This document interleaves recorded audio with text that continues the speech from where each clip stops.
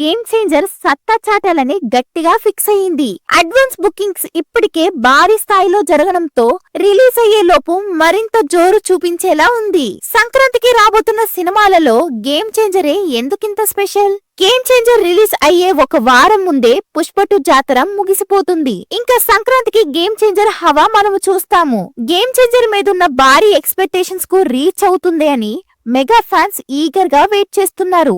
ఇప్పటికే వచ్చిన songs audience ని ఎంటర్టైన్ చేయడంతో సినిమాకి మంచి హైప్ వచ్చింది.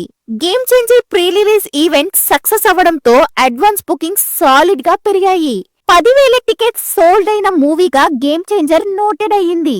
శంకర్ మార్క్ తో ఇండియాలోనే కాదు ఓవర్సీస్ లో కూడా గట్టి మార్క్ చూపిస్తుంది అని Dil Raju భావిస్తున్నాడు. Pre release event తర్వాత దిల్ రాజుకు మరింత నమ్మకం వచ్చింది. అందుకే ముందుగా అమెరికాలో సినిమా ప్రీమియర్ షోస్ వేస్తున్నారు.